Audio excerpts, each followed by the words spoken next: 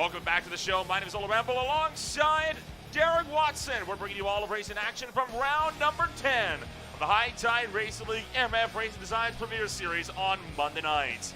Derek, it prides itself on being one of the prettiest and one of the cleanest racetracks out there on the NASCAR calendar.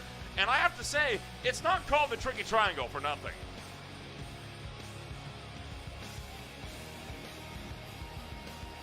So it looks like something is potentially going awry here, it would seem, over on the iRacing, well, on our side of things here.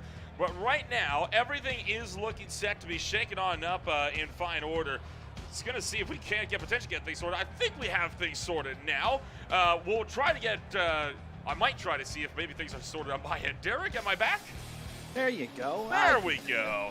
Well, we were just saying the Tricky Triangle, it prides itself on being a difficult track, a clean track, and boy, a darn beautiful track as well. Should be a good one tonight. Oh, it's a beautiful track up in the Pocono Mountains. Great long straightaways, long, beautiful racing. A lot's happening here. Look at the track map. See the 3 different straightaways, 3 different corners, and a cold, cold temperature, Nolan. Grip will be abundant here at Pocono today. Taking a look at, of course, the championship standings coming on over into this afternoon's race. Right now, Dalton Kilroe up on top of the points boards. Not by much, though. Still 8 back to Michael Thorpe Jr., Brian Dees picking up that number 3 spot. So 2 of the MFRD cars are into the top 3 in the points.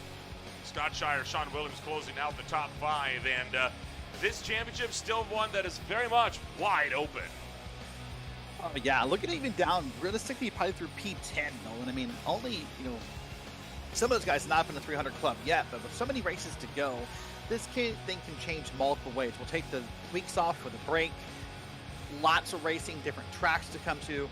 Don't be surprised if someone be outside the top 10 even currently finds their way up at top 5 before the season's over. Nothing is over. Oh, absolutely not. Nothing is over. And this is going to be the last race that we have for the month of November as well. We are going to be off next week for the Thanksgiving holidays. Then we'll be returning over at the last great Coliseum, that is the Bristol Motor Speedway.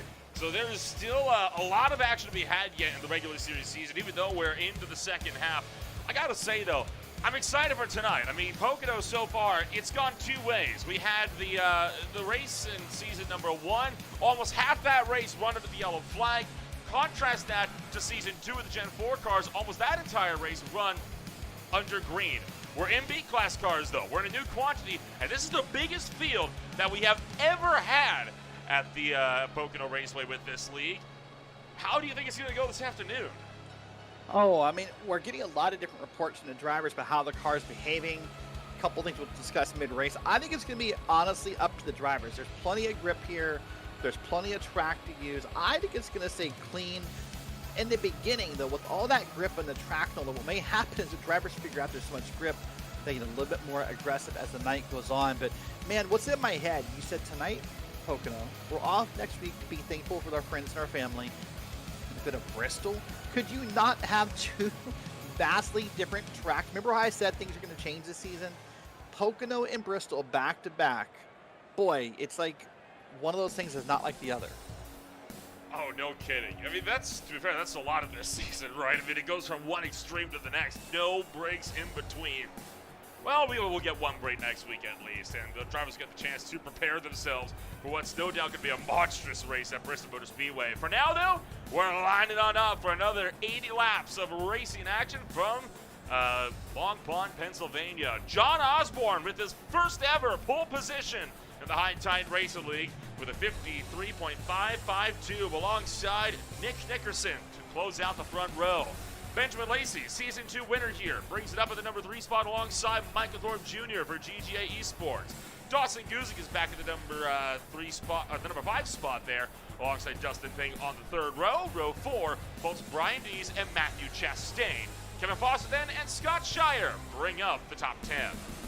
Moving back to Ty Marasco and Dalton Kilroe, your points leader way back in P12. Story to follow there.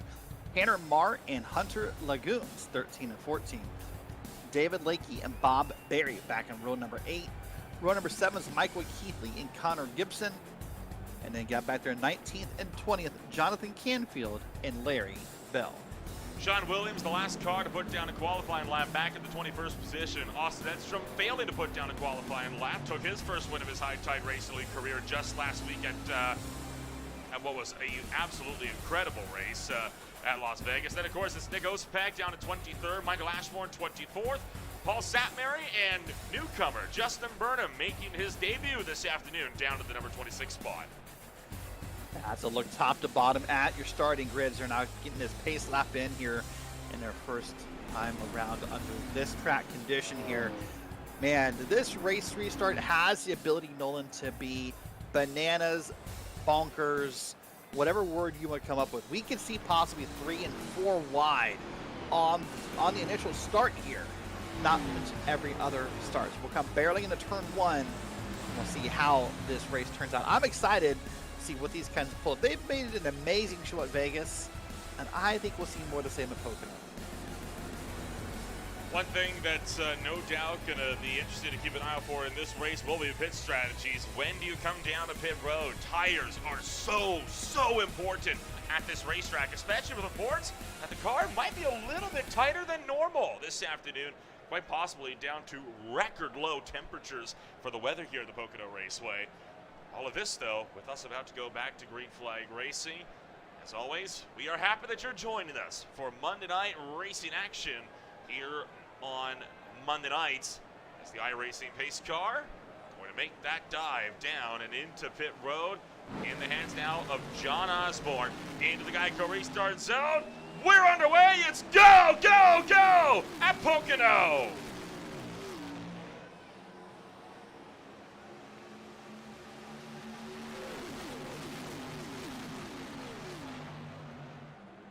Well, they kept 2 wide down the straightaway, Nolan. I think it was 3 wide at multiple points through turn 1, and now they're all come out of here pretty clean. Still 2 and 3 wide down this straightaway here, and we'll wait and see what the tunnel turn. Who's brave enough to take it 2 wide. Nickerson taking the lead early on out of turn number 1, down the long pond straight, down into the tunnel turn. Benjamin Lacey trying to sweep round the outside of John Osborne in the battle for the number 2 spot as they hunt their way down into turn numbers 3 and 4, and we got a caution flag early on in this one, and this is for a wreck at the back of the field, looking like Nick Osipek is around, right down to the tail end with Michael Ashmore. There's all the smoke and the car damage, and I bet it has something to do with the exit of that tunnel turn. It's the trickiest part of this track, of the tricky triangle. It's the part most drivers struggle with, Nolan. So wait for that Green Flag TV replay machine to boot up here, but I'm going to tell you, I'm going to pull the crystal ball out and tell you, I bet that tunnel turn is involved. Let's take a look here as the replay loads up. And they come down to the tunnel turn. They're single file. And that car is just going to wash up. No, he's not. Oh, no, he got up under him.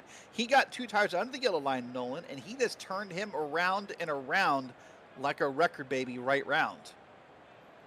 Slid down. Ashmore. Oh, hold on. Taking the wise move there to, I think, get on the binders. That car got very unpredictable real quickly. He was looking to go down to the low side, but when Osipek lifted off the brakes there for just a moment, it became a question as to how safe that was going to be. Probably a wise move there to get on the binders. Oh, yeah, that was scary right there. But just the movement initially in the turn 2, probably just a difference of 2 drivers and braking points. Just watch it on board here. Baby on board, it looks like. Let's see here, a driver on board. I'm just going to get it slowed down here. Man, thank goodness he did, because he probably would have made contact with that baby blue car. Here we go. Watch this here. Just a difference in braking points, I'm pretty sure. And that Red Bull car lifted. This car did not. And around it went. Here's a caution here on turn 1.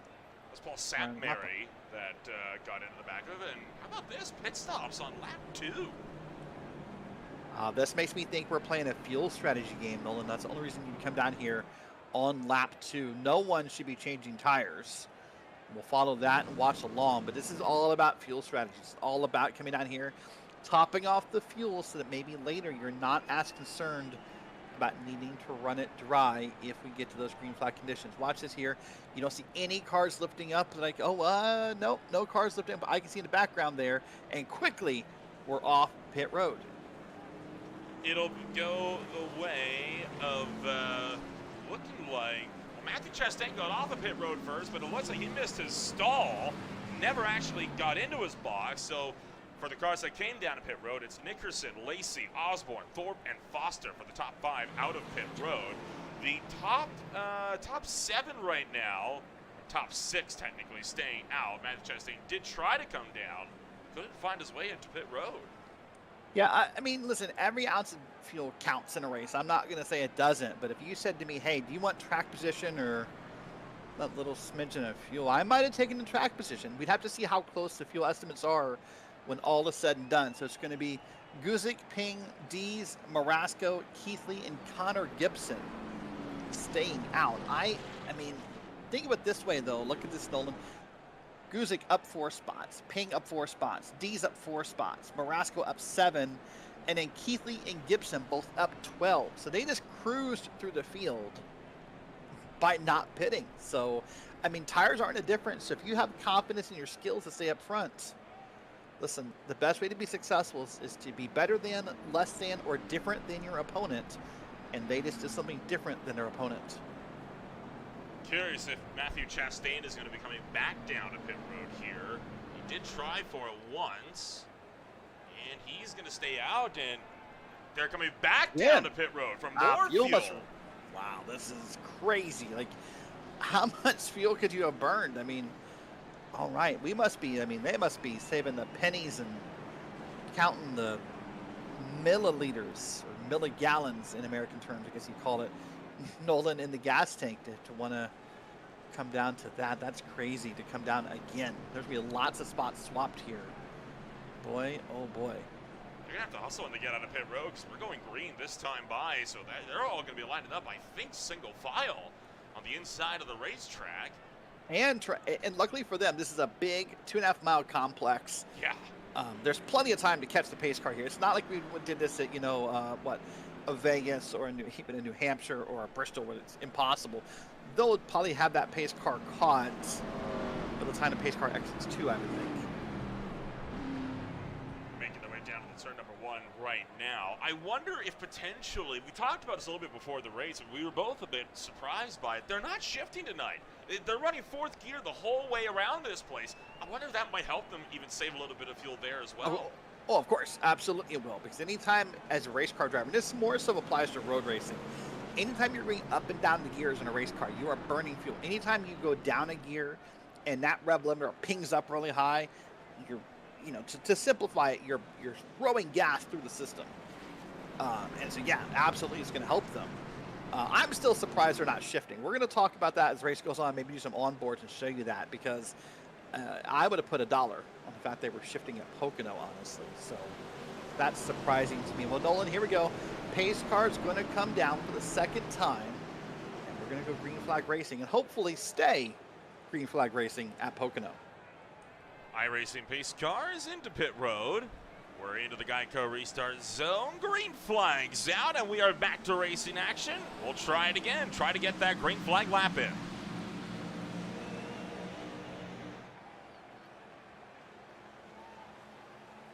Guzik out with a good getaway off this jump. Not getting too far out in front. Not wanting to make sure, wanting to make sure that Dustin Pink can't go on the offensive coming out of turn 1 towards that tunnel turn. Side by side between Marasco and Dees, and in fact the rest of the field down Long Pond.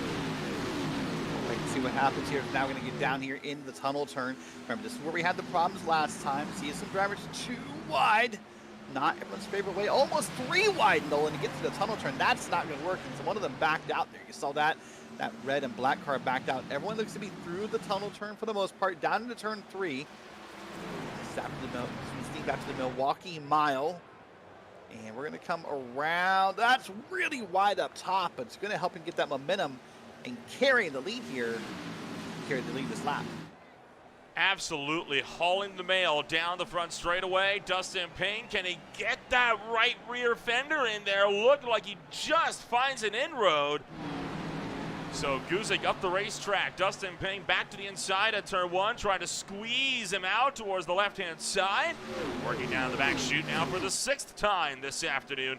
Double files still for that race lead. And this is not going to be a fight that's going to be settled anytime soon if Guzik's got anything to say about it. Although Payne might No, still not clear. And you know what catches me about this? Now I guess I'm drafting. I'm almost looking at me 3 wide through turn 3. Watch out here. That one car is on the inside, touches the yellow line even. And now they're going to pass up everybody here to get to the front. Here's the one car. That's Ty Marasco doing a great job. He will now lead the lap here at this track. So watch this turn 1 here. You're going to still be under attack. This is technically a single groove or a single lane turn. If you get someone way up the track here, Nolan, look at how high the one car gets. Look how out of sorts that one car looks a little bit. That's because that turn 1 is not built for multi-lane racing. Looking for 3 wide again with Connor Gibson trying to open up the door on the inside of Michael Keithley. And Gibson's going to be forced to bow out for the National Guard Camaro. Guzik way up the racetrack again. This time up in 2. Does keep it out of the outside wall, and I think we're going to single file it out for the time being in those top spots. Connor Gibson behind here, though. That 31 car's looking racing into the side of Tanner Marr, deep down into the infield grass, and he will recover it on the exit of 3. Beautiful save. Nice job. Lost some spots, but did not kill that National Guard car. Good job there. So that's go by. Watch this here. Oh, it's got bumps. You feel the bump right there. You see the car kind of turn that way and got off the gas, lifted a little bit, and got the car under control. Beautiful, beautiful save by the National Guard machine. Further down the field, Michael Ashmore really losing a huge ton of speed here in his 98 car. He just let by Larry Bell, Nick Osipek. These are drivers that have not been able to recover from that first incident, save for Larry Bell, who just looks like he's lacking some of that pace this afternoon. Right now, they are 2 seconds off of just Kevin Foster alone. They are about 8 off of the leaders. Yeah, that's pretty far back. It may be a case they want to be that far back, Nolan. Listen, as big as this track is, somehow it feels like the tiniest track ever when a massive wreck happens here. So maybe they're sitting back on purpose. Maybe they've decided they want to kind of take the wait and see if another wreck, I guess, breaks out here at Pocono. Here's Edstrom now to the inside, last week's winner in that pink and yellow machine. I know it's not what it is, Nolan, and I hope this isn't seen as negative. Doesn't it just kind of make it like a Pepto personal sponsored car when you see it like that, or am I the only one? I can see it. Okay. Yeah, I think it's got a little more of a hot pink, though, if you wanted to get like the real Pepto-Bismol look. Yeah, it's fair. I was thinking Starbursts. Starburst, another good example. Yeah, that's a good one too. Depending on which flavor of Starburst you get, that's a good color choice for that. But I was noticing here as we're watching this race, it stands out to me. I feel like there's 2 races going on here, right? You have these drivers up front, Ping, Marasco, Dees, Keithley, who did not pit under this yellow. And they don't seem to be concerned about fuel. They're out here 2 wide racing, drag racing down the front straight, yada, yada, yada. But you look back through the field, maybe 10th on back. Well, okay, here's not a good example. This is 2x2 right here. But for the most part, behind them, they've kind of single-filed this race out, almost as if they're drafting and fuel saving. And it feels like there's 2 different races going on strategy-wise in the same race. That's what it usually comes down to in these types of fuel mileage races, right? The drivers that are trying to just go big and try to see if they can make up that ground by sheer pace on the racetrack, or having to come down and take a splash and go, versus the drivers that are trying to cut out that extra fuel stop, save time by not coming down to pit road, but then they're sacrificing all of that pace out on the racetrack. It's a battle as old as time. Sometimes it works, sometimes it doesn't. Historically, at least on this channel, it's usually the cars that go for the all-out pace that tend to win out. But there have been some odd cases where you have been able to cut that out. One notable one for me was Patrick Hernandez for the TNGD IL Truck Series. That was way back in 2023. Cut out a whole fuel stop at Rockingham, won the race by about 8 seconds ahead of this field. I know other drivers have done it here in the High Tide Racing League as well. Benjamin Lacey is a notable name when it comes to the fuel strategies. He's usually on point for that. Oh, Brian Dees just slapped the outside wall. Well, you see that car just getting wicked loose up out of the, at least, out of control out of that corner there. Slid up that track, and there's been a lot of things about this race you and I have been kind of studying pre-race, Nolan, that don't make sense to us. Hold on, a car loose in the back, way down there to the inside. That is the 12 machine, that beautiful fiery flames machine. That tempering that car is probably firing hot after that move. Watch it again here on the replay. Watch him on board. Ooh. Help from behind. Yeah, a little bit. And once again, great job there. Oh, hold on, second hits. That's what we saw on the camera was the second hit. And keeping that car under control. I think that was the same car that got into the tail of him as well, so he may have been giving him a little bit of a message there. I wouldn't be. Listen, I'm all for giving messages, but you got to give messages in a smart and safe way. Coming out of turn 3 at Pocono is not where I'd want to make contact and prove something. That's cutting off your nose to spite your face if that's what happened right there. That'll end the day at Pocono. That's crazy. But I was talking about there's some things at Pocono surprising you and I. Whoa, the 24 now below the yellow line. There is so much grip here. They're complaining about the car being tight. I can't think of the last time I raced at Pocono and I thought, boy, this car's too tight. They're putting it below the yellow line to loosen the car up. Wow, it blows my mind that this is where we are at Pocono. And obviously it's the temps, it's the track temps, it's the time of year. But that's where we are. A little bit of contact there. Jeez, I like what Satmar did there. He cranked that wheel hard left because he recognized that car was going to tighten up in a hurry. Yeah, never mind. I thought he was down there below yellow just for grip. No, he was down there because he got put down there. It's a little different. Kind of mowing the field down there a little bit. There's been a lot of those great saves so far this afternoon, and we're not even a quarter of the way in. I do think it's a bit interesting, right? This is not a super long race. I mean, Pocono races, I mean, you know, the 400-mile ones, they tend to go a long way, but we're already almost a quarter of the way into this race as it is, and with one caution under our belts. I've been a bit surprised at sometimes how quickly the races at Pocono can fly by. I mean, look at the Real World Truck Series. The full-length truck race here is only 60 laps. That's not a long time. No, but at 2.5 miles, it's still a heck of a race. It's still, you know, 150 miles for those drivers in a truck series, which is long, but it's just because the laps here take forever. Listen, you know, even under green, keep in mind, we're almost a minute a lap, 54, 55 seconds, depending upon the driver, a lap here under green. So you have to kind of make some accommodations and think ahead, say, hey, if we're under yellow, what are we talking about?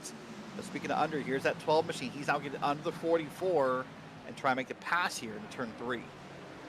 Now washing up from the bottom, Michael Thorpe Jr. trying to go over under, and he's going to get the nose in there for the GJ Esports card. Now contact again as Chastain into the door.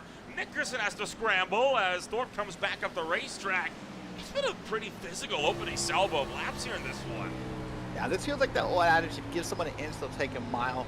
We told the drivers there was some grip in the track, and they said, oh, well, let's play with that. Let's see how far I can push it here.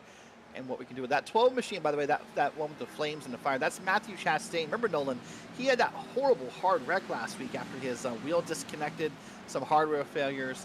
Told me he thought he had it all fixed up, was pretty confident in his hardware moving forward. But, man, I hope so, because you do not want to get in a hard hit at Pocono. Ooh. He's had to put it to the test a couple of times this afternoon so far. Yeah. Yeah, Chastain's one of the drivers that told me the track was feeling good. His goal tonight, by the way, he says is a top 5. Well, currently he's not there yet. He's running P9, but he's being aggressive and trying to get there as he gets past here and has a 3-wide barricade in front of him. I kind of caught the wall coming out of the final corner. It's Benjamin Lacey. Gets in deep underneath Nick Nickerson now, trying to even get that big red propane Mustang up and out of line. There's Sean Williams down on the inside of the racetrack. Williams having a pretty good run as it stands so far for himself as well in this one. I know you were talking to Nick earlier today. He was mentioning track very tough in turn 1. You mentioned it before, right? Very one-line corner. So far, he hasn't been on the giving end of some of those battles. He's been on the receiving end, being pushed back. Yeah, and that may just be the knowledge he has knowing it's one line and not wanting to push it that hard here as you see Nickerson here on the track and trying to race it down here. So let's watch them from a couple of shots here, maybe an onboard here. This is going to be the track around. Let's take you around the track here. This is turn 1. This is 14 degree banking, pardon me, from Trenton Speedway, an old speedway no longer exists. So that's what turn 1's modeled after. Watch here, no shifting. Gear 4 all the way down this long straightaway on board Matthew Chastain. Now we'll come down to turn 2. Pretty obvious when you look at it.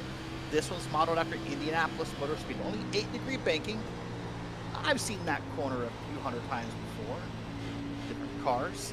Come down a little bit of a shorter straightaway here. Now we'll come down into turn number 3. This is a 6-degree banking. This one's difficult. This is my least favorite corner on the track, probably, Nolan, because it's hard to really get yourself settled here. This one's after the Milwaukee Mile.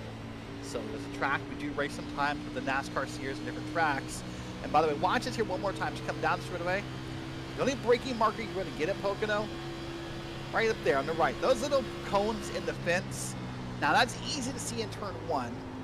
Watch it again. No shifting here, but they're coming all the way down in speed. All the way back up in speed. Here, watch tunnel turn before you walk away here real quick, Nolan. Tell me when you see a cone here. I've driven this track hundreds of times. And darn it, if I don't miss the cones here a few times, there was one. And man, those are easy to miss here in turn 2 at Pocono. The only thing saving you there is the fact that they're bright orange against the green backdrop, but I think it's the fact that it's against a very busy green backdrop because of all the trees, sure. Right? That makes them hard to spot all the same. Oh yeah, it's difficult to find them here. Turn 1 and turn 3 are easy to spot, but for me, those turn 2 cones are just difficult to spot here. But look at this. Everyone now is kind of single filed out, up and down the camera shots we see. Lots of single file racing here is now working lap number 19. You know, the interesting about this track, Nolan, is very few drivers ace all 3 corners. We talked about how different they are, different bankings, what tracks they're from, where the cones are. Typically, you're good at 1 and 3 and you're bad at 2. You're good at 1 and 2, you're bad at 3. Very, very few drivers are able to ace all 3 corners of Pocono. For me, I'm a jack of all trades, master of none, except turn 2. Turn 2 is my Achilles heel whenever I've been racing around here. It's one of those tracks. This track's a lot like Dover for me. I love calling races here. I hate racing here. It's not a track that agrees with me. No, it is a difficult track for sure. I mean, it's a tricky track for a reason. Drivers really do have a hard time around this track. I agree with you in turn 2. I think for me it's the length of it. It's that it happens so fast, right? You don't get a lot of time to react to that corner where you're up against a wall. And here's a side-by-side battle on the track where it was. They've backed out of it here. And now we're going to see that number 41 machine trailing on behind here. Doing a pretty good job in the moment. Here, that 41, of course, is Larry Bell. And he's trying his best to stay in line. Man, maybe this is the fuel mileage race, Nolan, because everyone now is kind of a single file. Everyone's kind of drafting. And the aggression has kind of calmed down in the last 5 or so laps. I'll tell you, one driver that I'm a bit surprised who I haven't seen making moves to get towards the front has been your pole sitter, John Osborne, all the way back at the number 20 spot right now. He did come down. He's one of the drivers that pitted twice under that first caution flag on laps 2 and 3 for fuel. But the fact he hasn't been clawing his way back, I don't think he's got, the race pace. He's got the qualifying pace, but the race pace just hasn't been there so far for him. I mean, fuel mileage or not, sooner or later, you got to make moves if you want to get up the field. I mean, the pace is there a little bit. It's difficult for how big the track is, right? So you can make a pass here on the inside and do a great job there. But what the problem is right now, the pace the track is so big. Look, the last time by 55.308 for John Osborne. That's the tied car. See in the bottom of your screen there. 55.568 for your race leader Dustin Pink. So he's technically running down the leader. But I agree with you. When you're 9 seconds back, 0.3 of a second is just a drop in a bucket, a needle in a haystack, if you will, of time compared to what you need to make up. See Osborne still driving it pretty securely down to the turn 3. He did just get around Jonathan Cantfield. Nick Dickerson and Michael Thorpe Jr. under fire. Thorpe, of course, a driver that is very familiar with the way turn 2 is profiled. Didn't go quite his way on Sunday when he competed in the butt kicker Indianapolis 500. Ended up losing control between 1 and 2, around lap 80 or so. Went nose first into the wall, and his race is done from there. But he is one of those drivers that's been trying to branch out elsewhere, and I think he's been proving a lot these last few years. He's great in a variety of different cars, because he was up near the front in the Gen 7 cars. He was up near the front and a championship contender all the way to the end of the round of 8 in the Gen 4 cars. And he's been in the top 5 all season long in these B-class cars as well. Thorpe is definitely one of those guys that we should be keeping an eye on season in, season out for these championship hunts. Yeah, and right now he's only a few points behind our current point season, as you said. So someone very much in the hunt, keeping Dalton Kilrow honest, and will be involved likely all season, I would think, here as this season progresses. Here's the one car now going to make that dive to the inside and is probably going to make it stick. Yeah, they'll be side by side. He will make the pass coming out. It's a great job by Ty Marasco. I think we're seeing, at least right now, short-term, long-term benefits, Nolan, because obviously the drivers you pitted, A, didn't put tires on. B, even if they would have, it was just a lap or two. It wasn't going to make any difference. But at least for right now, as you look all the way around the cockpit there, it's just the drivers in the back. I think they're still being conservative. Maybe they are scared of fuel, and maybe that's why they're not pushing as hard as you may expect them to. But I don't know. Look at this. This looks like a foggy racetrack. Oh, hold on. There was someone down pit road. Who is that? That's your leader, Justin Ping. So lap 24 is when Dustin Ping wants to come down. If that's a fuel stop, then that means everyone else can be more, 2 laps behind, I would think. Well, remember, he was one of the guys that did not come down to pit road, so we can expect to see Dees, Marasco, Keithley, Guzik, Chastain, and Barry all down within the next lap or two. I think it might be up to 5 or so yet, where we see Lagunas, Edstrom, Shire, and others. Yeah, Keithley just called it out, pitting this time. So this appears to be right now where we are, 24, 25 laps on a tank of fuel. Probably closer to 23 if we hadn't had that caution come out there at the beginning of the race. So now this will be curious to see who can take advantage of this and who gets on and off of pit road correctly. That'll be the challenge. We'll keep an eye on the penalty report to see if anyone has it here. Man, look at that car getting the smoke thrown up in the air. Was the 27, but that looks to be good there. They were getting aggressive coming off of turn 3 there. You saw how far sideways they were kicking the tail end out, trying to get it cranked down the racetrack, looking to lose as little time as possible. But right now you'll see lots of cars coming down pit road, and you heard the 31 will now become, that's Connor Gibson coming down pit road this time. So this is going to get busy, and it won't be long, Nolan, even before those who pitted. They might get an extra lap or 2 out of this run. They're not going to get 5 or 6 laps, especially at Pocono. You may get an extra lap or 2. So if we run the math forward, obviously every drop of fuel helps. I'm not going to say it doesn't, but I don't know how much it helps when it comes to that last bit of the race if we stay green. One very unique aspect about the way that this racetrack is laid out is because if you're kind of up there fighting with the leaders, it's one of the very few NASCAR tracks where you won't go a lap down to the pit cycle, something that usually only the road courses can speak to. I mean, anything that's under 2 miles, you are guaranteed going a lap down.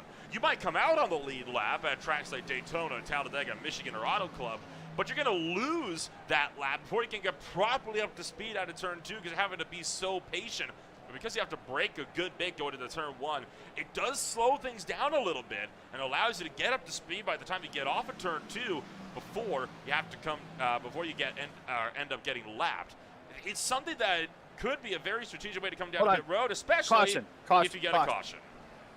That's going to change a lot right here. Let's see who hasn't pitted. The only 2 drivers, Brian Dees and Ty Marasco, I see on my scoring boxes not having pitted yet. I have a thought, Nolan, and I don't want to jinx you, and I don't want to be that guy, but if we were already talking fuel stops and Dees and Marasco haven't pitted, this may not be good news for them.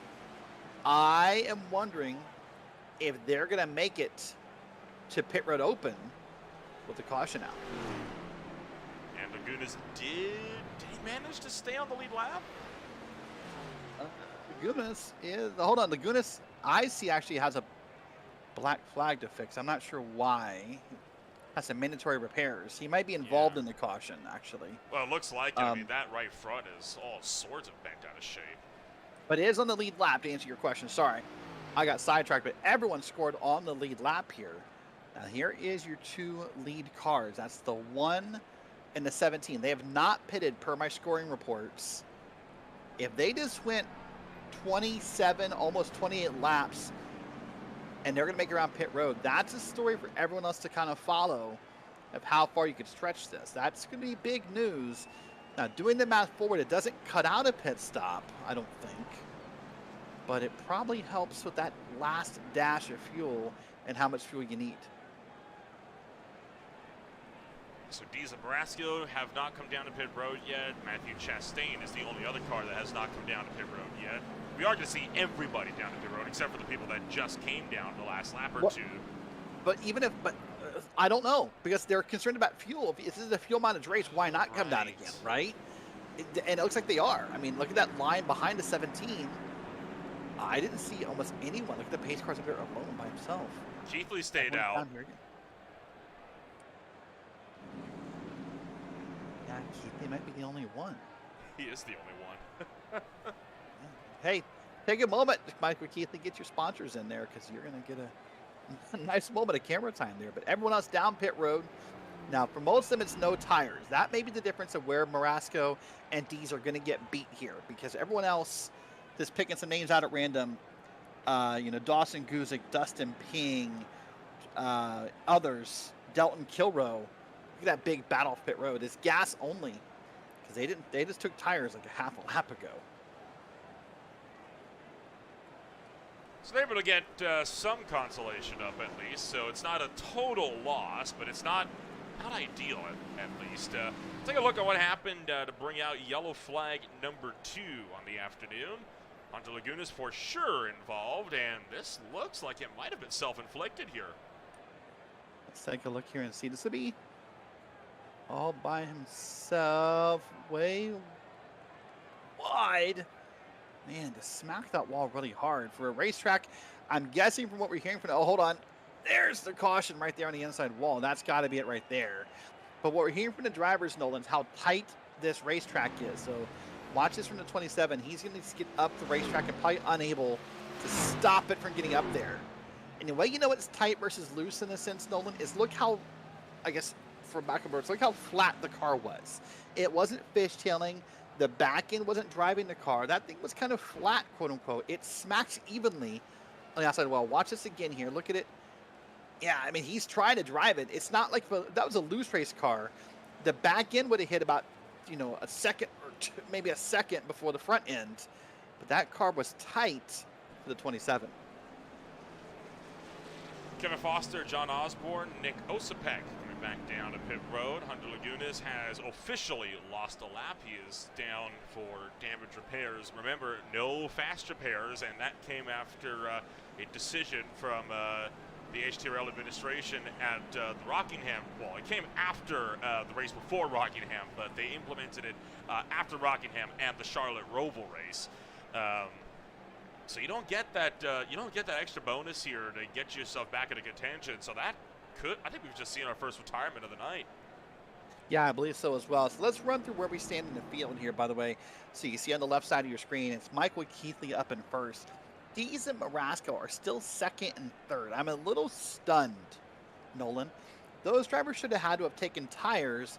Other drivers behind them, Lacey, Nickerson, Kilrow, Gibson, Barry, they had faster pit stops. I'm just stunned that all those guys didn't pass our 2 drivers who needed tires on pit road. I'm a little flabbergasted, to be honest. Well, the good news is a lot of the drivers did have to take those tires. Dustin Payne, the first car that did not take tires, he took fuel only on his stop. He is up to 7th now. Gibson and Barry are up to 9th and 10th. So consider that they were outside of the top 20 before that pit stop run. That's still a pretty good game to be back up into the top 10 after that. Sure, but when everyone's doing the same speed down pit road, let's compare real quick before we go green here. Dustin Ping's pit road delta was 32 seconds, 41 seconds for Brian Dees. And those 9 seconds, I'm kind of stunned you didn't make up more spots. But here we go. Let's see how this race turns out here. Everyone now has new tires. Pace cars down into the pit road, into the Geico restart zone. Green flag back in the air. We hightail it down the main straightaway for lap number 30. Wow, what a big jump that was for Michael Keithley here. And listen, I'll be the controversial one of the booth, Nolan. That restart zone, iRacing has to do something about it. It is not fair to the outside driver at any track. We're seeing it repeatedly, week after week, race after race, track after track. It's not a league rule. It's not that the league can fix, quote unquote. But when you're the outside car, it's hard to fix. But look, it's 3 wide here. These guys cannot do this in turn 2, Nolan. Someone has to back out here. Someone has to back out, and, well, almost like none of them backed out, and that was more just kind of luck of the draw with how the pace of the lines fell. Now looking for 3 wide again. Coming down to turn 3, Larry Bell is hemorrhaging positions. Yeah, last second, that 4 car, Scott Schuer decided to back out the last second. Thank goodness he did. I have never seen 3 wide at turn 2 work out well. But thank you for doing that, Scott. But here they go now. Still 2 wide down the front straight. Now 3 wide into turn 1, that'll work. That 1 car will be unhappy being 3 wide into turn 1 because he'll have no grip. And man, look at that 41. Look at that 41 machine. That's Dalton Kilrow, our points leader. Hold on. No! He's loose. He's loose. And that's a teammate. Wow, that's big. It's not on purpose by any means, but that's going to put Dalton Kilrow to the back of the field at Pocono, and gives everyone a chance to put more gas in the car, Nolan. Good save from Kilrow. That could have been a race ender. He's unfortunately very familiar with Rex coming off of turn number 1, sorry. Kind of got a little lucky there. And Marasco just got his hand on the power. He had the run, and, well, Kilrow's just in the way. Yes, I mean, looking at here, just the difference in, just Ian said it earlier, but it doesn't necessarily excuse the idea. But what happens is simply, as he's going to start to drift up the track, he's going to get a little bit more speed than what Kilrow is. And he's going to turn him around, a little bump, a little boop of the bumper, if you will. Turn him around. Now, good job again. You said another great job saving that car. But that puts our points leader in the back of the field, and that will change up some points battles in this league. Well, Nolan, I'll say here, as I was doing the math in my head, if we assume the drivers can do 25 laps of fuel, if you pit here, which I'm assuming most people will, 30 plus 25. Listen, I went to an Ohio school, but even math there taught me that's 57 laps. 57 to 80 is 23 laps. So I would think it's a one-stop race. That math tracks. I had to do the math myself, and I'm historically known for not being the best when it comes to math. But yeah, I think a one-stop race from here, that could be a good one as well. Dalton Kilrow not having the most ideal runs. Derek, do you want to give a word with the number 41 here? Yeah, let's talk to him. Let's see what his perspective is. Pull him in here. Let's see if we can dial up. Dalton Kilrow, Derek Watts up in the booth. What's your perspective of what just happened? Made a pretty aggressive move to try and gain some track position early because I knew I had some good long run speed, and then just not really much I could do there, and just kind of got the rear end clipped. I mean, my teammate was even saying he misjudged it a little bit because he was trying to go back around me, but yeah, sucks that it happened, but still got a long way to go, and gonna see how I can recover. So let's talk about this real quick as you're pacing around here. How crazy is it that we're talking about this tight of fuel mileage at Pocono? You guys are stopping for every ounce of fuel possible. What's going on here? Well, we were, but I don't think it's going to happen much anymore. I know that first caution, the fact that it happened lap 1, it put a lot of guys really close to making it, like, don't really have to save all that much. The caution before I got hit was in the window as well. So I think some guys are thinking the fuel numbers are just a little tighter than they actually are. I'm thinking maybe the lowest amount of laps you can realistically go is 24 to 25. But the numbers I'm getting, I can go 26, almost 28 laps. So we'll have to. I mean, I don't see it was necessary. That's why I kind of stayed out to get back the track position I just lost. But we'll see what happens. All right, well, listen, we'll let you get back to it. Good luck tonight, and maybe we'll speak to you later. Yeah, that's the plan. All right, that's Dalton Kilrow, driver of the number 41 machine, currently here running him. But look at that. Got spun around, Nolan. Went to the back of the field. opted not to take fuel, and he's in P6. Like, how weird, upside down, topsy-turvy is this race that you can get spun to the back of the field and restart P6? It's Pocono. So that's the only answer I got. I mean, Pocono just finds a way to make things happen. People probably saw the timing tower going a little while. We were in car at the moment. That was Nick Nickerson all the way back to Michael Ashmore, all coming down to pit road. The bottom four, Osborne, Chastain, Bell, and Ashmore, are back at a pit road now as well. So there have been quite a few cars that have come down to pit road under this yellow flag. Top 6 staying out this time.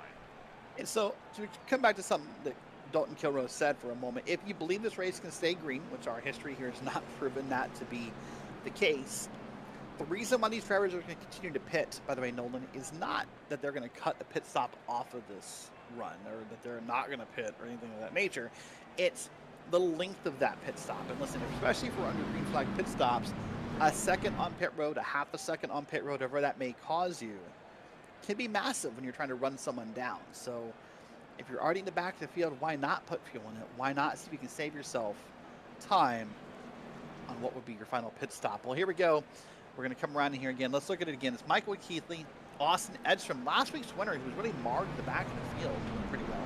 Dustin Ping, Paul Strathmary up in P4, Justin Burham P5, Kilroe P6. I mean, wow, look at this. Again, it's a whole new field up here. So far, the only driver that's in the top 5 that started within the top 10 is Dustin Ping. He started in 6th. Everybody else has started from 15th or lower at the head of this field. So there's a lot to still be unpacked yet in this race. And now we've got some front runners, some that we're used to seeing up at the front, others not so much. One of those is Dustin Ping, still needing to get some good points to make sure that he is secure to try to defend his championship come playoff season, something that is going to be an ever more prominent discussion. Green flag back in the air, and like you called earlier, Michael Keithley getting a good jump. He's already clear by 2. Yeah, great job by Keithley. Again, they're 2 by 2 behind him here, almost back through the field.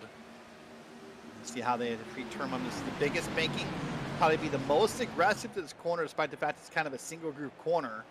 This is the one I think you can attack the hardest. Now we come down the straightaway here, and almost 3 wide, but that car there backed out. There's Lacey saw for a second. The 44 is back there, and many others.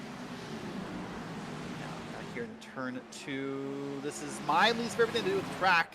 If you said, hey Derek, do you want to be single file or double file through turn 2? I'll take single file. And looking for a bit of 3 wide as well as Justin Burnham getting a little bit beat around the bush there. Oh, that 2 car got, you saw the tires just below the yellow line, Nolan, and he started to slide up. That was Nickerson. And I thought for sure we were going to see car contact. Nick's a good driver. I mean, he knows kind of what the limits are, but even the best are not immune to those mistakes. Defending champion Dustin Ping to the point for the first time all night long. He'll overtake Michael Keithley, but kind of going back to what you said about Nick Nickerson, it's one of those mistakes where you can think you got things sorted, but it's never a guarantee at this track. Look at this battle up front real quick, by the way. We'll come back to that. This is 35 here. He's now going to retake the lead as Michael Keithley down to turn 2 here. And now it's going to be him, Ping, and Edstrom. And these guys are just swapping spots. This looks like, oh man, that was close. This looks like the old IndyCar slingshot racing, Nolan. That's the slingshot race that still exists in the modern age, and looking like we might have problems further behind. I think Scott Shire having issues coming around through turn 3. Definitely a slow car, so indicates he probably either hit the wall or came darn near close to it. Let's watch the replay here. He'll be down to the bottom of the corner, down below the 75. They make contact, and Bob Berry made it out okay. That's the second time that grass has been mowed tonight, Nolan. I'll tell you what. I've been addicted this week. Farm Sim 25 just came out last Tuesday. I've been addicted. There's no grass to cut down there this week at Pocono because these guys are taking care of it. I'm still waiting for Microsoft Flight Sim to come out tomorrow. That's what I'm going to be spending my Tuesdays on, and I'm almost glad that the MFRD Cup Series is not, they're not competing right now, so I get to have a free Tuesday to waste my time away on that. 3 wide in the tunnel turn. Rasco goes 2 for 2. Oh, that's turn 3, sorry. I know they're hard to see sometimes when you're doing it from that camera angle, but yeah, they are. That's turn 3. You're right. Look at him here coming down the straight. The 1 car doing a pretty job. So Lacey in the 7 on the inside. Doing a great job now. He's going to get down here. Lacey told me that he's going to hit and miss with this track. He said, the quote, the race could be good or the race could be awful. Kind of one of those safe comments, right? Like he's like, hey, it's going to rain today or it's not going to rain today. You know, kind of one of those kind of comments. Says his best shot for winning today was a long run. Well, so far he's not getting those long runs at Pocono. He got a pretty decent one for about 2 to 27. It was over a quarter of the race, but ever since then, I mean, it hasn't been what he's... Oh, trouble behind! Guzik hard into the wall. Huge crash coming out of turn 2. Wow, let's see the 8's involved, the 34's involved. There's our pulse that are involved. Lots and lots of names in the back of this field. 74's involved. That's, wow. That's Justin Burnham back there. Dawson Guzik was back there. Michael Thorpe, I believe, is involved in it. Kevin Foster. Let's watch the replay. What's going to happen here? It is through the corner. No one's quite lost it. The 44 is going to slide up and make contact. Nope. Oh, yeah, there it is. Put him in the outside wall, and he bounced off like a pinball, and the war games have begun. And there's Michael Thorpe Jr. getting involved again. Another crash in an Indy-style turn. John Osborne! Did he make it through that? I don't. If he did, I would call him incorrectly being involved. Let's watch it again here. But this is going to be Dawson Guzik in the 44 coming up. He's just going to get that car to the outside and bounce off. Watch for the tide right in the back of the field. We might want to do an onboard with him. So he did. Oh man, that's incredible. That 34, ooh, that was hard hit. That was Michael Thorpe Jr. in the 34, by the way, I called out. And he smacked that inside wall hard. Yeah, no kidding. Big hits there. God, right the wall, right where it juts out to let safety vehicles in. Yeah, maybe also, I think one of the access roads for one of the old road courses. I might be wrong there, but I've not seen the road courses at Pocono in a long time. Yeah, that's the north course, I think you're talking about there. Yeah, one of the things that iRacing, unfortunately, hold on, let's watch this on board. Nothing to do right there. That's just, and there it is again. That's the second hit. That's the one that will kill the car. Well, Michael Thorpe, that's a big hit because he was trying to run down Dalton Kilroe in points, and I would say likely is done. We'll keep an eye on that, but. Well, here they all come down pit road again. So lap 40 of 80, pardon me. I can count. Halfway through the race. And so there's only certain drivers down pit road, the 10th on up. So everyone through Chastain stayed out on track. And then I think we'll see some other cars back here involved. Half the field on this one. Top 10 staying out this time around. You see the field working out of pit road. Among them is John Osborne. He will pick up 14th place instead of being down and into the pits for damage repairs as a result of these evasive maneuvers that he made, and this probably just saved his race. Yeah, let's watch this here. He's going to come down through turn 2 and sees all the smoke, the inside.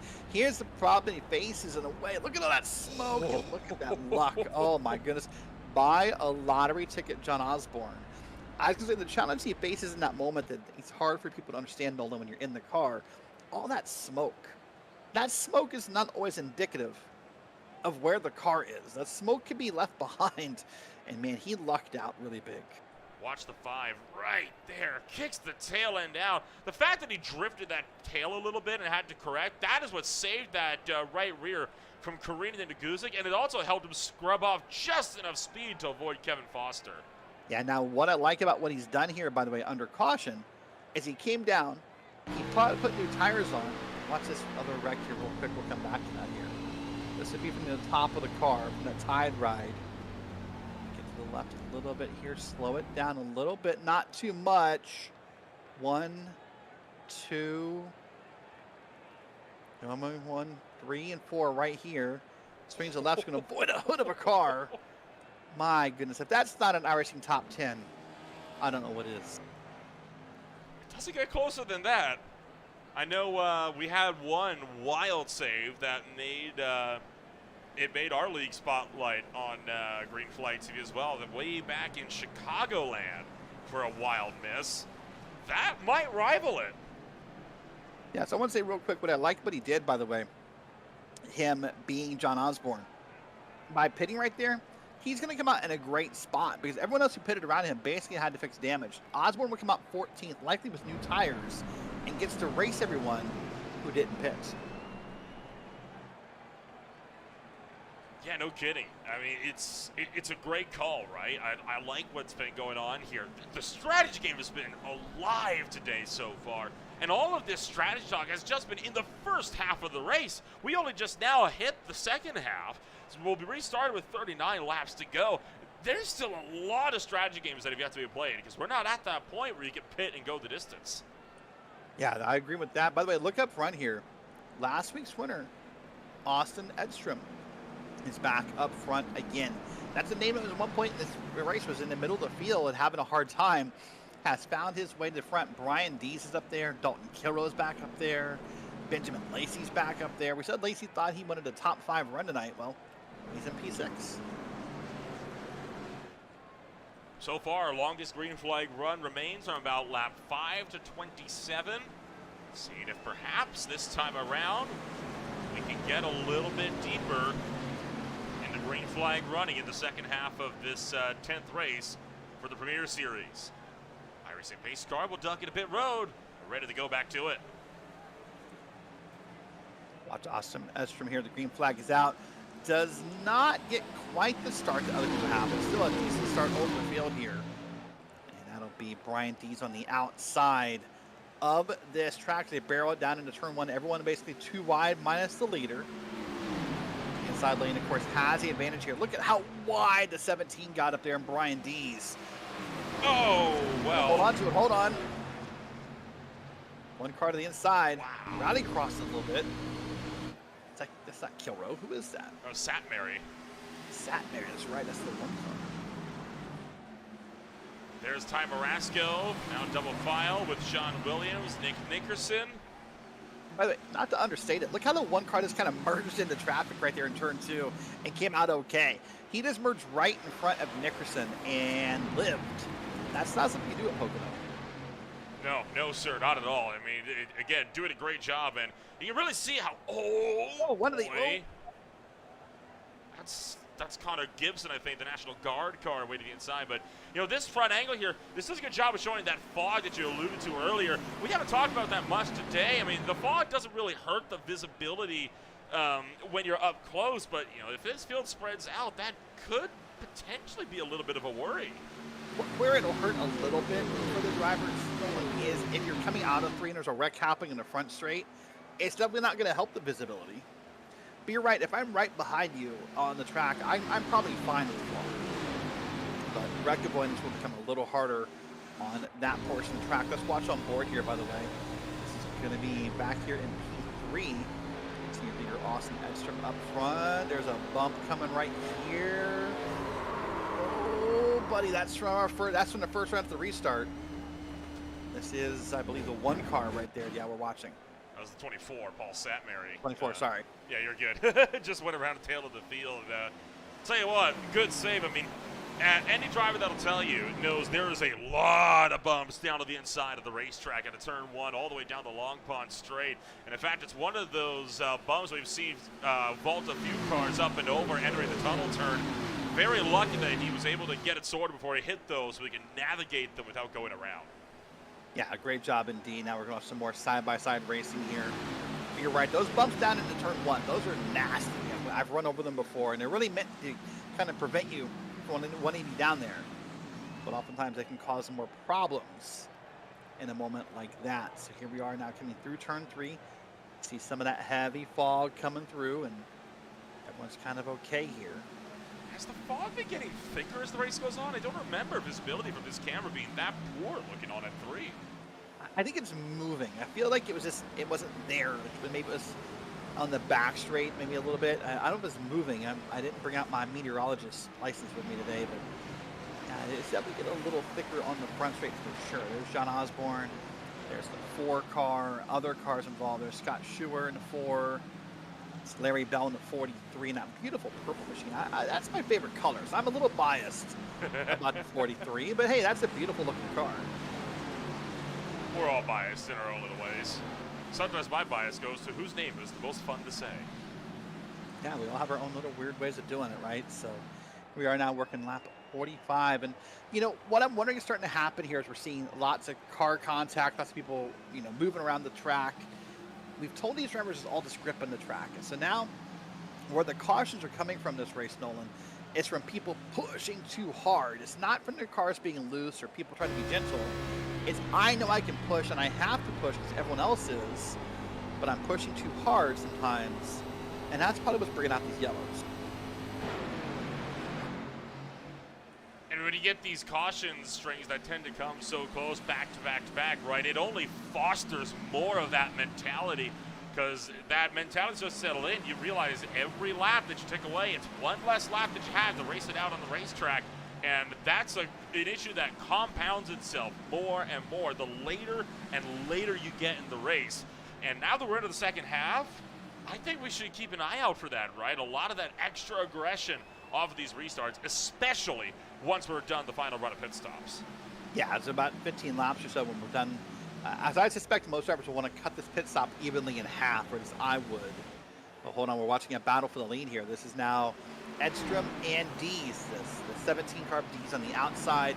Edstrom, the 87, that pink and yellow machine inside, has got to run down the back straight here. But no, he's being overtaken by Dees on the outside. And Brian Dees was way up in the third groove of the racetrack, up near the wall. Was able to carry all of that momentum around and make a great overtake there to pick up the number one position coming down towards the tunnel turn. So I don't know if you want to call him Captain America, the Hulk, Iron Man, whatever you call him. He just made a superhero-like move there to take that turn. But look at this again. Watch this. We saw this before the yellow came out. It's like we're slingshotting. It's like we're trading the lead back and forth across this track. And drag race the line would be D's if that were the end of the race, as that Marble Studios car is having a great night. Edstrom trying to side draft him a little bit down the pit straight as well, trying to drag him back, and he did stall his momentum, so we now got 4 cars under a blanket here in a dogfight for the top spot. Edstrom retakes it. Dees trying to make a run on him. You've got Dees' teammate, Dalton Kilrow, in the mix. Edstrom tries to block Dees down the inside, and there's your Season 1 champion, Benjamin Lacey, trying to get into the mix. Yeah, he just stopped Lacey's run right there, and that was a brave move. Now 2 by 2 through turn 2. This has not always worked out, but does fine there. And now Edstrom, for the moment, has a pretty solid, comfortable lead. Let's see if the 17 gets a big run here. No, does not. Edstrom will have an easy run here off of turn 3. So I don't know, Nolan. You impress me as like a Rocket Raccoon kind of guy. Do you have a favorite Marvel superhero? Captain America, man. Captain America. All right. I mean, that's mine. I'm a big Captain America. You can't beat the shield acrobatics. That's fair.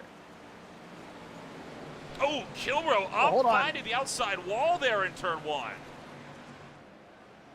He just bounced off there and did a pretty good job in Kilrow. He's had an eventful night, hasn't he? Got turned around, he's hit a wall up in the back of the field, the front of the field, kind of swinging around like Spider-Man, if you will. I will say, you weren't entirely wrong on Rocket Raccoon. He's a very close second. You give me that Rocket Raccoon kind of personality. That's all I'm saying. We're going to take personality quizzes under our next caution, I guess. Man, look at that. That fog, by the way. Hold on. Let's come back to the fog. That was 3 wide right there. I said I thought that fog was moving. It is. Look at that, Nolan. It's now down in turn 3. And maybe even here in turn 1. The front straight is now clean, by the way. It's easy to see the front straight. But down there in turn 3 where that 3 wide was, there's a big, thick layer of fog moving that way. Turn 1's clearing up a bunch here right now. That was Tanner Marr, by the way, that had gone into the outside wall. Keithley trying to force 3 wide up the middle of Osborne and Connor Gibson. And Osborne kind of had to go a little bit evasive down to the inside to make room for that number 35. Keithley to the inside of Gibson, forcing him out wide in 2. And up ahead, David Lakey and Dustin Ping are also double file. Nice job here. This Dustin Ping has had great success here in this league in the past. And wants to repeat that, wants to make sure he makes the playoffs. So trying to run pretty hard here. Man, I'm impressed. You know, despite the concerns I have about the race because of the conditions, the lack of shifting, the tight race cars, it has not in any way impacted the quality of racing. The amount of passes we're seeing is pretty incredible here. Oh, absolutely. And I mean, I've said it before, right? I mean, this is one of the most competitive leagues that you could possibly find on iRacing for Monday nights. I mean, there is just something about the way these guys drive that they are able to make every single race entertaining. I mean, heck, Sonoma race. Oh, we got a yellow flag. This is, we talk about the quality of racing. We're like Jim Nantz on a field goal kick. Right there's the 24 turned around. And that is not a good thing for the 24, Paul Southmary here. Kind of going back to it, I mean, Sonoma last season, right? Gen 4 cars. Sonoma, when you only have 18 Gen 4 cars, it's not the most entertaining of races, right? Most people would say that. Throughout the last 20 laps of that race, there was only one overtake. It was still a great race, though, because we got a monumental battle with the top two that was never more than a quarter of a second separated from one another. It was absolutely insane to watch. I don't know what it is about these guys, but they just find a way to get the job done no matter what the conditions are. Yeah, and it's part of the quality of the driver, part of the car, and part of a little bit of everything. Let's watch what's going to happen to 24 here. Ooh, late block. Through the thick, and yeah, a little bit of a block, and right to the inside. He went. Was that Chastain? I saw a black and yellow car, and I couldn't identify it from that camera angle, Nolan. Was that Chastain he was blocking? I think it was Osapek. Let's see again here. I can't tell from that angle either. It's hard to tell. It was. Yeah, it's a Red Bull car. You're right. So Osapek. All I can see was kind of that black and yellow from as it went by, and I couldn't figure out which black and yellow car that was. So apologize for misnaming Chastain there, but you're right.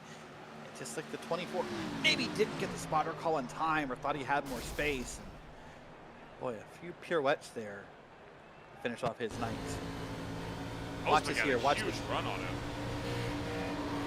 You know what? Hold on. Let's back that call up. I don't think he was blocking. Look at that view. Watch this again here. He goes to the inside. He does not go far enough to the inside. That's not a block, Nolan Rimple. That is the Red Bull car. Red Bull car. There's an F1 name. No, it's not getting fully to the inside. I think the Red Bull car thought he was more to the inside Osapek, and he just ran right in the back of the 24. It's just unfortunate. Those misjudgments. Kind of violated. Wow, look at this again. Pit road's busy. Well, this is the stop to get you to the end. Yeah, according to Dalton Kilrow, he said you could go 27 laps. So with the caution involved, this very likely for some drivers could be the last pit stop. So everyone is here. No one stayed out this time for the first time all night. Everyone's down pit road. As busy as it's been. It's as busy as a Chick-fil-A during breakfast. Chick-fil-A serves breakfast? Oh my gosh, it's the best breakfast. I'm going to have to eat some now. You get these two moist, buttery biscuits, and you get a little piece of chicken in the middle, and oh, it's just, it's the best. It is the best breakfast of any fast food restaurant. I don't think I've ever been. Yeah, I've never been to Chick-fil-A.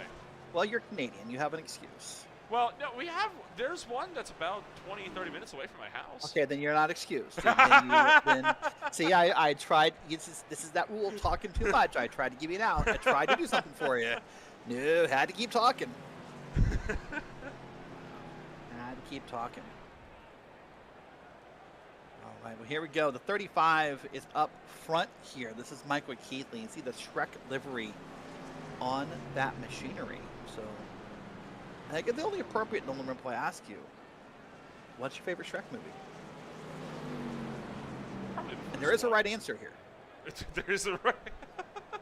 Oh, here we go. Oh, hold on. Speaking of that late entry, that was the 2 car. I'm pretty sure it was, and that was Nickerson who we saw get in there the last possible second. That came darn close to being a pit lane violation for a late entry. So they're trying to, so you can't go 27 laps, right? But what they're trying to do here, I think they're trying to get some insurance in case we go to overtime. Because while Oh, you sure. can go 27 laps in the green, you're screwed if we go to overtime. Oh, 100%. So that's everybody bar the top 7. But back to your question. Do spin-offs count? I'm going to say no. I'm only counting the numbered movies. Okay. In that case, 1, because that's the only one I've seen. I quit. I'm done. We've only seen 1?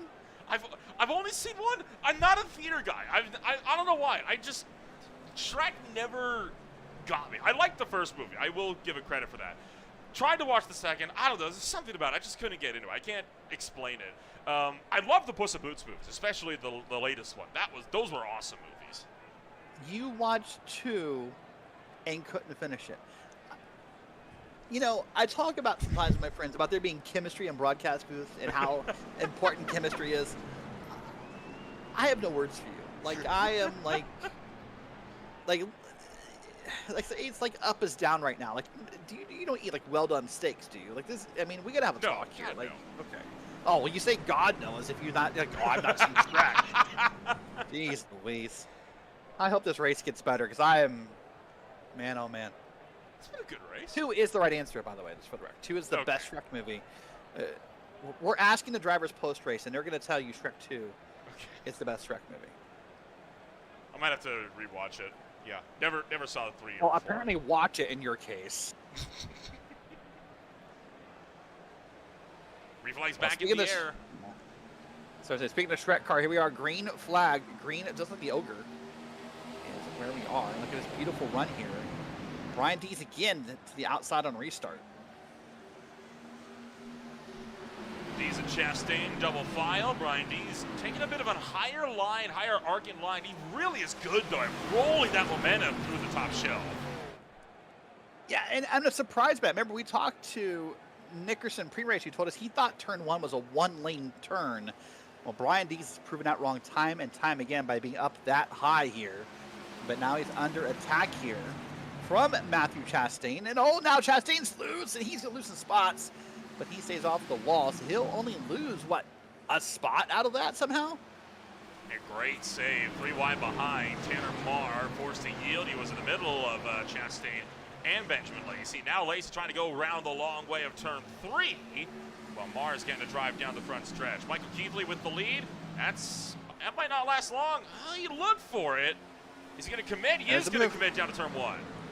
There's that Marvel Studios car back down there again. It's Marvel versus DreamWorks, and right now the Marvel car is winning because he is past up Keithley. Now we got a new car in 2nd place.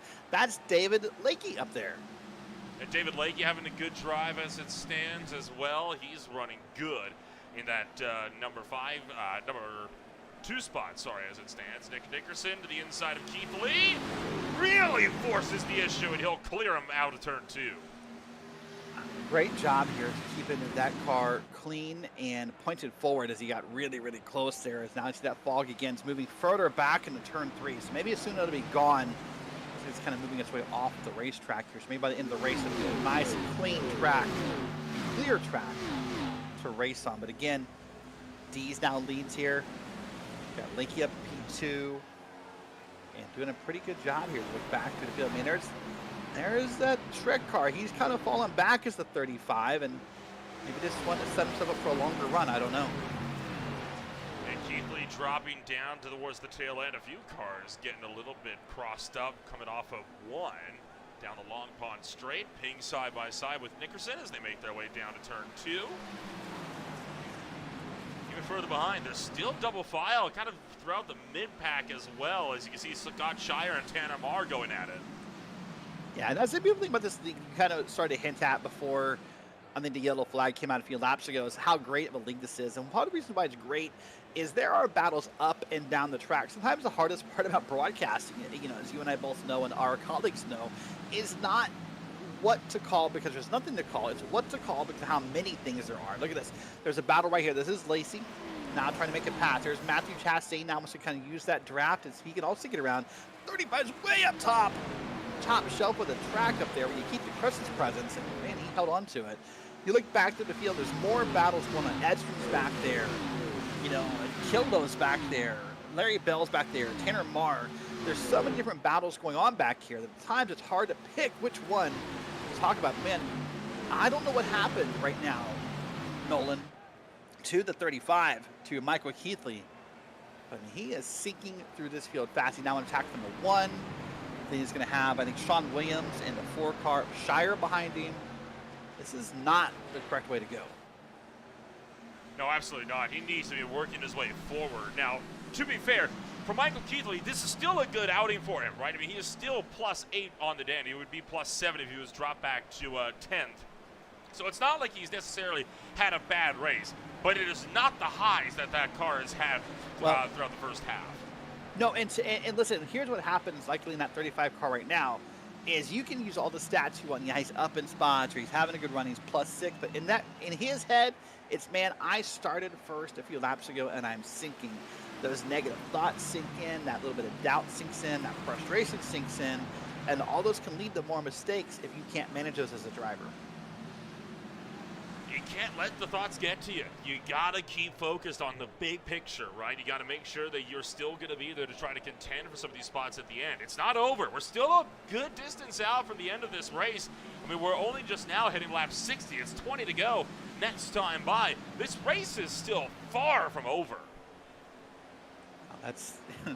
That's true, but if you're Michael Keithley, it doesn't feel that way. It feels like it's already kind of ended, at least for the moment. See if he can get this thought back and see if he can get that car back under control and moving. Here's the field back, and there's through the field. It's Matthew Chastain in the back of that picture. Can't give you a reference in the field. That's Dustin Ping, Connor Gibson up in that picture. There's Edstrom and Larry Bell. Lots going on in this track. Here's Larry Bell now going to try to get to the inside in turn 2. Don't do that. That would have been a bad angle. And Edstrom going to take the opportunity of that misjudged move there from Bell. Sweeps around the outside with very little effort up into able to steal away 13th. And Dalton Kilroe will get around the high side of Larry Bell as well to pick up the number 14 position. Got a fight starting to develop for 4th as well. Connie Gibson coming off the wall a little bit. Trying to follow the drafting line of David Lakey up the road. Yeah, Connor Gibson doing a great job here.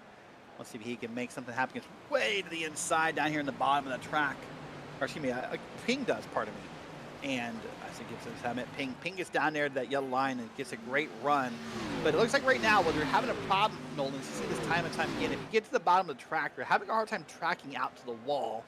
And that's where they're killing these runs. That's why they're not making those passes, is because they're not getting all that momentum from tracking out to the wall. And that time they almost tracked too far to the wall.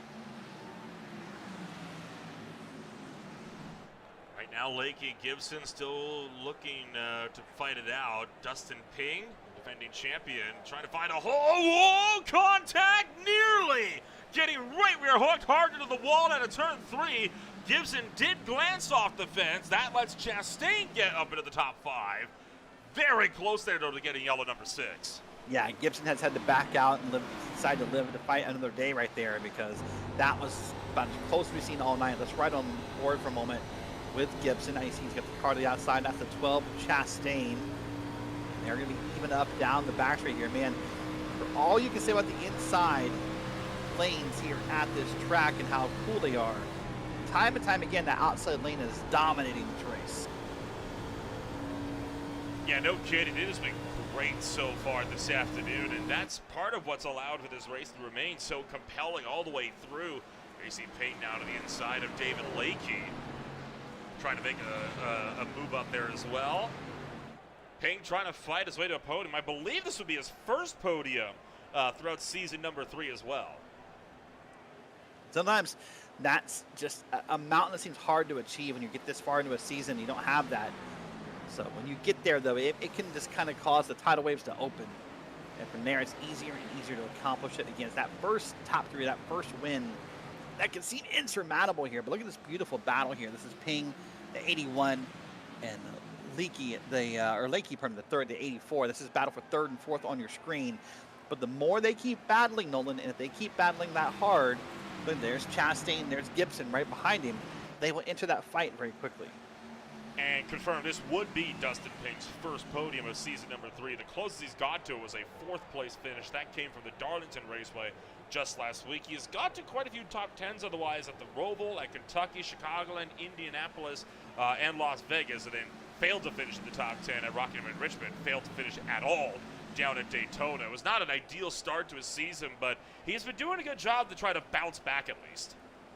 Yeah, doing a great job of bouncing back. And like I said, those can be just hard as self-confidence boosts, and that can be the hardest thing as a driver sometimes. When you have a bad season or a bad start to a season, that's all you seem to want to focus on is, man, I went to Daytona and I finished this, or I went to this track and we did poorly, or this guy got in the way, or that guy got in the way, and it can be hard to bounce back. And it's important to do it. Here's that number 17 machine. Has been up involved in this battle all night long. That's Brian Dees trying to run down Nickerson, the 2, who's taking over the lead. Yeah, he did get up there a little bit as of late, just wasn't able to quite make the move. And he mentioned that he did make that move for the lead. This was the pass that Nickerson made on Brian Dees for the lead. This was just coming on to this latest lap. Just got a good drive off of turn 3 and took him down the front straightaway. Watch it here. You see something at the inside. He's gonna be there before the turn begins. And that's how he probably accomplishes it. Watches here as he'll begin to track out a little bit. You see on the outside of that replay. But here he is. Now he's got a nice little bit of a gap here. Man, that 80, was that the 81 right there of Dustin Ping? Almost hit that wall. But this gap here is not big per se. It's only about 0.3 of a second between first and second. But it's one of the bigger gaps we've seen for the lead tonight, it feels like.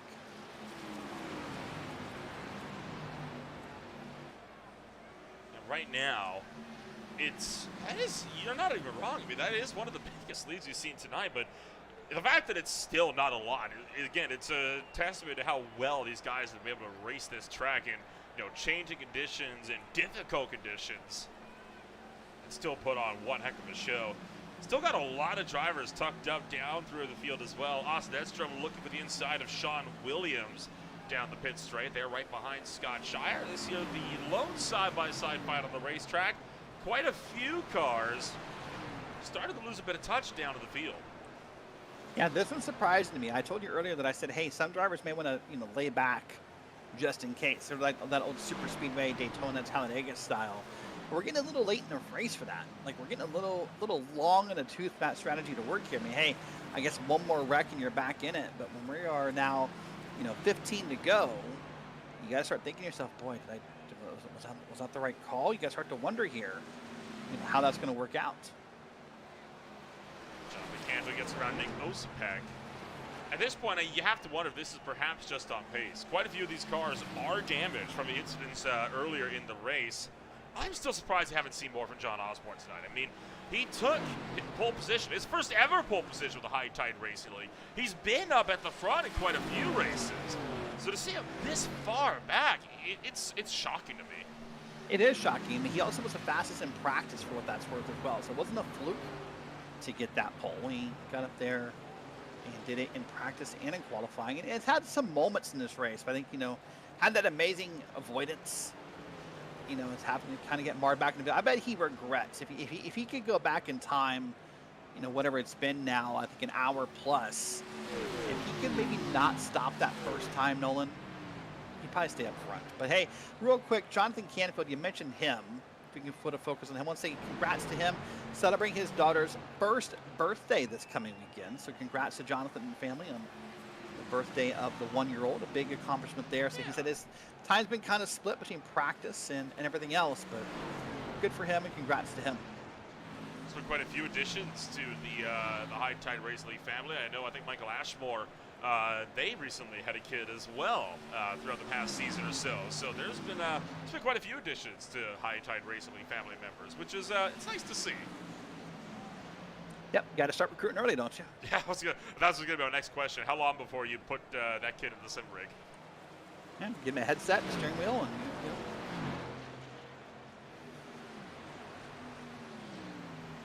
So well, here we Canfield go. still running back in 18th. Dalton Kilroy's on the move. Dalton, of course, still in his own way, trying to recover from that accident earlier. Got spun by his teammate. They've been up and down the field, and still right now is trying to recover the best he can here, Nolan. But out here battling the 4 machine. Yeah, Scott Shire with the Fox Sporting Goods number 4 Mustang, still hanging on to the top 10, just kind of really hovering on the cusp of it. Of course, the Season 1 winner here is Paul Wilson. He is not present this afternoon. And with Lacey back in 8th, we're probably going to get a third different winner at this racetrack in 3 seasons. Yeah, and that's something cool to see. It talks about really how difficult this track is and how unpredictable it can be to a driver. That you don't see a lot of repeat winners here. And, you'll see a lot of lead changes, a lot of drivers competitive, a lot of drivers who figured it out. But it just takes one bit of luck here and maybe one wreck avoidance. And be back in this race here. So we're kind of focused back here again towards the back of the field. There's John Osborne and others on back here. So really this race is starting to calm down, knock on wood. Here we are now 11 to go. And what's really honestly been, despite the race ending, Nolan, the calmest part of the race.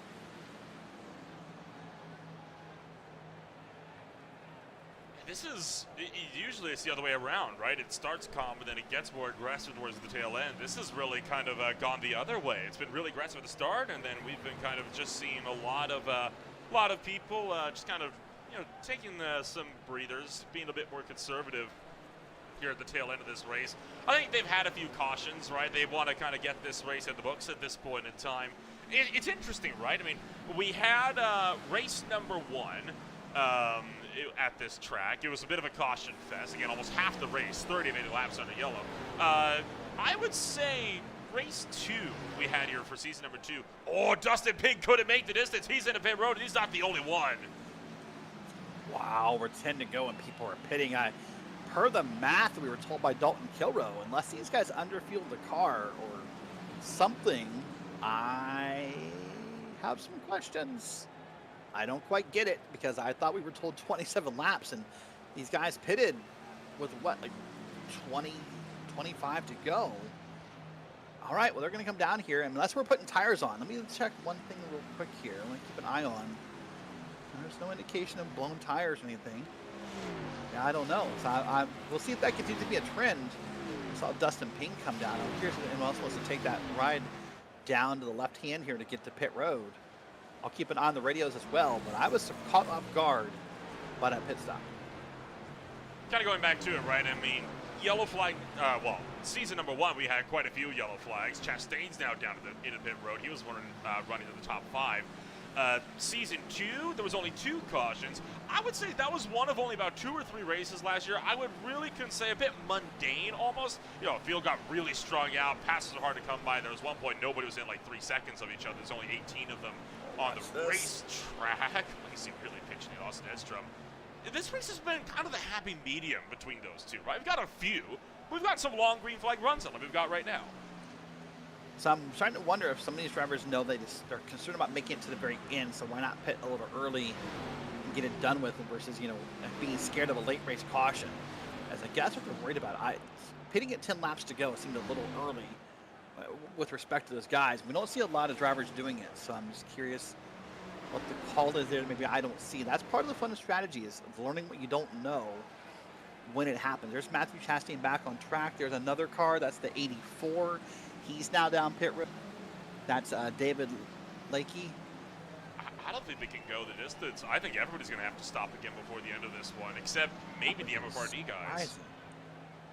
I mean, my telemetry shows us everyone stopped on lap 54 under caution. That's 26, 27 laps of green, and that they weren't all green. So I think there's going to be someone here who's going to eke it out. I think someone here who maybe has been a little bit more casual, maybe the John Osbornes and the people in the back who were kind of wondering what they were doing. Someone's going to eke this out. Someone's going to win this on fuel mileage if a yellow flag doesn't come out. If a yellow flag does come out, though, that could swing quite well in the hand of the guys that have just come down to pit road. Because, I mean, there's so little time left, and there's going to be so little time when you go back to green. Don't come down to pit road. Just try to fight it out on old tires. I mean, you'd only be hurting yourself if you came down again. If the yellow flag comes out right now, I would think that the people up front would have to feel more secure. Nickerson, Marasco, Dees, Edstrom, and Lacey, your top 5, should feel more secure if it comes out. So that'd be curious to see who doesn't do what. That's the fun of why we do it, and see what everyone thinks here. But under attack right now, this is Bryce Dees all over the back of that car here. He is trying, I don't know if he's trying to pass. Is he trying to conserve fuel? Is he trying to draft? Because typically in the past, Nolan, out of those corners, we've seen Dees been able to have the power to make passes. And right now, behind Marasco in that one car. He is just comfortable. Dustin Ping, last time by, set the new fastest lap of the race at 53.83. So he is really on the move, trying to make up lost ground. Just makes me wonder if those guys were worried about tires. Oh my goodness. Well. The fact, well, no, not anymore. But the fact that you put tires on the tip to go was the bigger confusion for me. You need gas, you need gas. I get it. Some drivers burn more gas than others. That's just the way of racing. But the fact you put tires on and came out and set a new fastest lap. That's 35. There's the Shrekmobile coming down. That's Michael Keithley. So we'll see if slowly everyone comes down like you predict, or someone's going to hang it out. Bryce Dees is doing a good job drafting. We saw that in the camera shot. There's the 4 car, that black and green machine. He's easy to spot in the fog. He's trying a little bit of a draft. See what he can do. So let's look at this here, so to give you everyone at home an idea. I mean, Nick Nickerson right now, last time by, slower than anyone at 56.473, and he has still got a sizable lead on the field. And no one else almost was slower than him, except for Larry Bell. So I don't know what's going on here. How does the leader have the slowest lap and still have a 1.7 second lead? Yes. That's all I got for you. Yeah, I know, right? That's it. Here's Austin Edstrom, by the way. He's now being followed here, I believe now by the 17. So a new car for the 17 to draft off of. There's Benjamin Lacey in the back of your view. And I think that 17 is drafting for gas. Look at him. He is making no attempt to pass Nolan. Curiosity here. Let's ride on board. Here we go. Watch those RPMs. Coming down to turn 3. Is he clutching? No, he is Nope. not. Nope. So that tells me he's close to being able to make it. He just wants to make sure he's going to make it. Well, it tells me one of two things. It tells me that either he's confident he's going to make it, so he doesn't feel the need to clutch, or it tells me he's so confident he's not going to make it that clutching isn't even like worth the effort put into it, right? It tells me that one of those two, there's no middle ground. There's no close for that car. It's one or the other. So we'll wait and see how that plays out here. But now here's Ben Lacey now to the inside of that Marvel number 17 D's, and they're going to now fight down the back straight. This will undo everything the 17's been doing if he keeps that side-by-side battle. We'll drop back to 5th. Still on the backslide, Benjamin Lacey. Man that won this race last year, picking up the 4th place spot. Now he's got 3 laps to try to run down 1.4 seconds if he wants to go for a podium. And, well, that's going to be run down really quickly because here comes Nick Nickerson into the pit road. Wow, and I'm just kind of surprised because he was running slower laps. So I thought for sure he was fuel saving. But then again, when you are the lead car, that, mathematically should have been the car burning the most fuel because he had no hopes of drafting and saving the win out here. I mean, Ty Marasco, that's the one car you see on your screen. Then it's going to be Edstrom in 2nd. Then it's going to be Lacey and Dees 3rd and 4th. So now I guess this game begins here of who, what, when, where, and why when it comes to pit road. Who pits? When do they pit? Where do they decide to make the call to inform their competitors? And why? What did they do right or wrong that will cause that moment to happen? For the one car, it might be this time. He's way to the inside. No, he's going to stay out. The way he was riding the inside of that corner, Nolan, I thought for sure he was going to pit. This would be a huge day for Ty Marasco if he can hang on for this win. He has not won in over a calendar year. His the last time we saw him take a race win, it was at Bristol Motor Speedway during season number 1 in what was one of his first races of competition. That was back on September 24th, 2023. We did see him on the podium once this season at Rockingham already, but that has been the only time he has finished in the top 10 all season long. He has not had a great run. He right now, though, is trying to really fight it out with Austin Edstrom, trying to break a losing streak.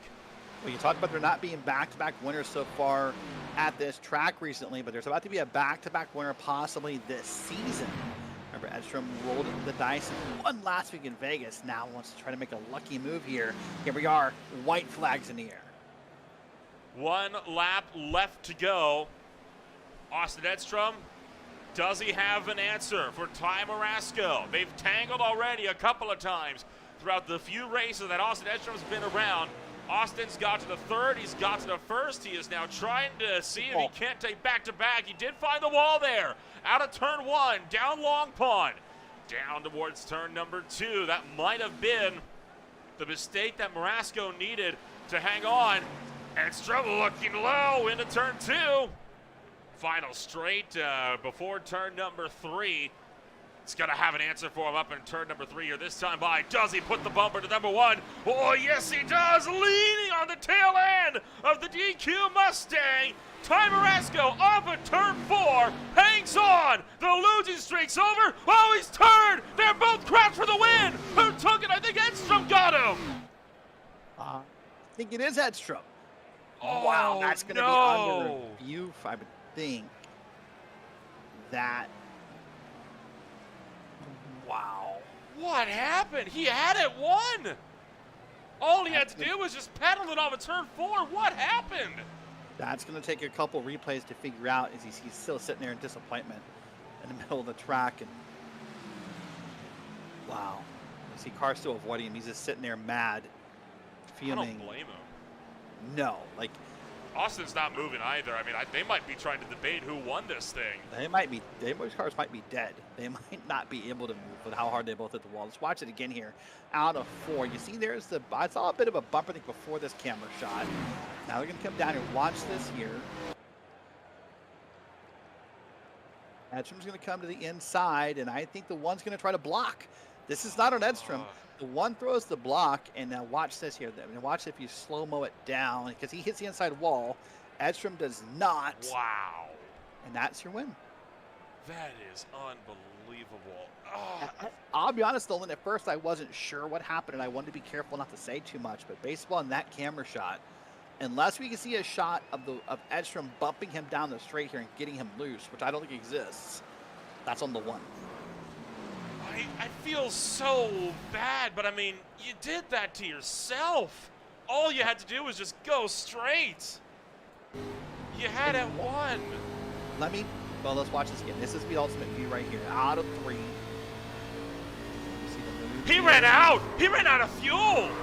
Yeah, I think the one's out. I think you're right. I started to say this gave me vibes of is it Blake Reynolds, Casey Kerwin, eNASCAR?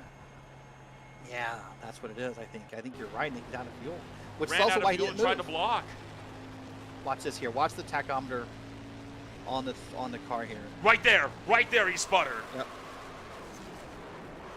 Oh, that is such a tough break. And we'll talk to both of them, but let me tell you what I think went through his head. This is what happened eNASCAR 2019, I think. Blake Reynolds, Casey Kerwin teammates. At that time, Blake said that hey, I thought I could move down and maybe my teammate would bump draft me to the win. And I said, well, good luck with that. And I think it's the same thing here. Austin Edstrom will win his 2nd race in a row. Oh my gosh. That is unbelievable. And well, it started off in fiery fashion. It's going to end in fiery fashion as well. Let's take a rundown of your official post-race results this afternoon. Take a look at the margin of victory at the line. 0.06 of a second separated Edstrom from Marasco. Benjamin Lacey picks off 3rd, with Brian Dees back in 4th. Kilroy was in 5th, with Scott Shire in 6th. Sean Williams, Larry Bell, Tanamar, and then it'll be Bob Berry over 15 seconds down to close out the top 10. Going back in the second group of 10, pardon me, your pole sitter John Osborne finishes P11, Dustin Payne P12, Connor Gibson P13. Then it's Chastain, Nickerson, Osapek, Ashmore, David Lakey, and Michael Keithy, all cars on the lead lap. And then Jonathan Canfield, your first car, 1 lap down. And of course, Kevin Foster finishing this race 14 down, not one to finish this race at all. Same story with Paul Sapmary along with Dawson Guzik, Mike Thorpe Jr., Justin Burnham, and Hunter Lagunas, the first car out of this race, 53 laps down and off the mark. Derek, I have almost no words. I mean, that quite literally is about as fuel mileage of a fuel mileage race as you could get. But it's not often you get fuel mileage plus record across the line and a photo finish all wrapped into one. Yeah, that's a lot in this race, right? A lot of fuel mileage, a lot of strategy, a lot of what-ifs, a lot of loose race cars somehow, despite the racetrack we heard about. So this is an exciting race. This will go down as one to remember and one to point towards in our points battle, by the way. I think we've kind of let that story go a little bit. I mean, Dalton Carroll P5, Michael Thorpe well down the list. This will change the points battle when we come back in 2 weeks. It absolutely will. I mean, there is. It's going to be a really heavy fight as well. We're going to be able to talk to the top three now, and we'll kick things off with Austin Edstrom, the man that comes home race winner tonight. And, well, Austin, I know that was not the intention per se, but it happened the way it happened. Marasco runs out of fuel, and you end up just sneaking the race win at the stripe. Kind of walk us through those last 3 laps. Yeah, I don't think anybody really has ever drawn up a finish to a race like that. Like, I definitely didn't strategize any of that. I mean, I say that. I was trying to push hard because I knew I oversaved. I was trying to push hard because I thought Ty was really teetering on the edge. I was like, I got to push, just try to get to his bumper, even if I can't pass him. Maybe he runs out. But coming out of 3, I queued up on the mic because we're teammates, and I'm like, well, good win, Ty. Hell of a job fighting me off. I can't believe I couldn't even get side by side with you on the last lap. And damn, all of a sudden he turns hard left, and I'm like, what the hell is going on?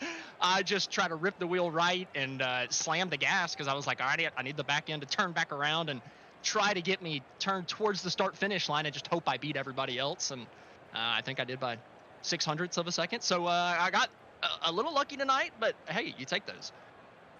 You were definitely the hard charger of the day, plus 21 spots, and it was all a race down to strategy from lap 1 all the way through to even 3 to go. We saw people having to make pit stops just to make it to the end of this race.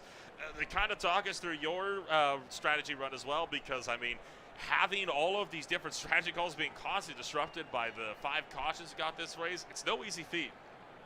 Yeah, that last caution that came out really came out at a weird time where you were about 2 laps short on gas. So I came down pit road, decided to come down a second time by, and still only came out about, I want to say 15th or so, because a lot of other people had the same idea. And at the beginning of that run, a lot of people decided to take off really early, and I was just hard saving the whole run, clutching into all 3 corners. And eventually a lot of them started running out or started having a pit, and eventually it just ended up being me and Ty at the end. And like I said, just the luck fell my way today. I feel bad for him. I already heard the ending call where you're like, the streak is broken, and then he's, head on into the pit wall. So that's less than ideal. I heard a couple announcer jinx tonight, and they both of them bit MFRD guys, but it helped out another one tonight. So, I'm happy I was on the beneficial end of that. You were calling out my announcer jinx. I was hoping nobody noticed. But evidently I was wrong. Austin, one more question for you. We had a debate earlier on up here in the broadcast booth. It got a little heated almost.